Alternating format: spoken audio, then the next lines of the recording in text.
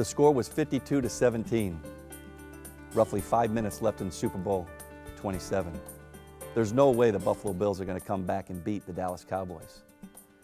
And on this play, I'm running a fly pattern down the left side of the field. It is said that I've been 35 to 40 yards past the line of scrimmage.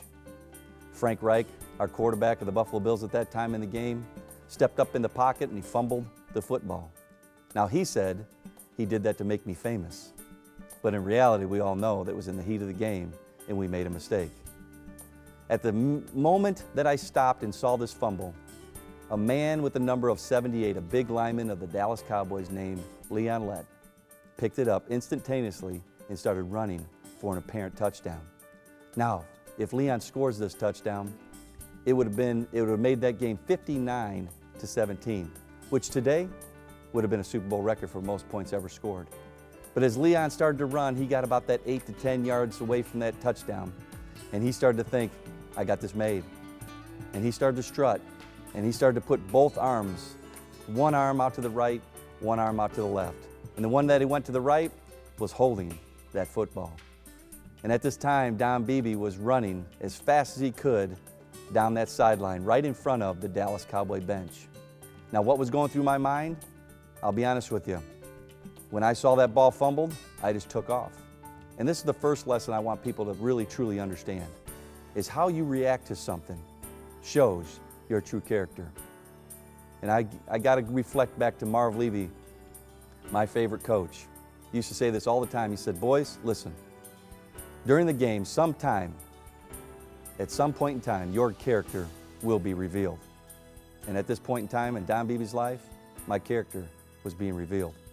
Because I'm a true believer that if you have time to think about it, be it a minute, a day, certainly a week, most people in America, they're going to make the right choice. But when you have to react to something, that truly shows you what's in your heart. So I started running down the field and running as fast as I could, and literally I was thinking, how in the world am I going to tackle this 300-pound giant of a man? I was going to jump on his back. He would have rolled me right out the back of the football, or the back of the end zone. It would have become a football foul, to be honest with you.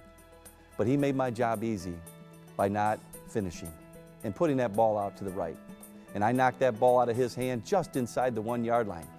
Think about that for a second.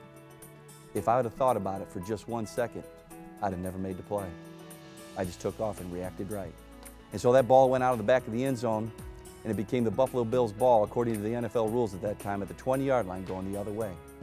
Leon went from hero, scoring the most points in the Super Bowl, that would still be a record today, to a GOAT, pretty much, in a matter of 10 seconds. And for me, my life had changed.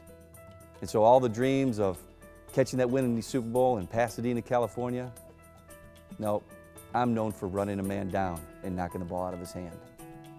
And I'm very proud of that. But here's what I want kids and people around the country to truly understand. That if Leon would have taken that ball and tucked that ball away and gave it everything in his power to score that touchdown, first of all, I'd have never caught him. He'd have scored hands down.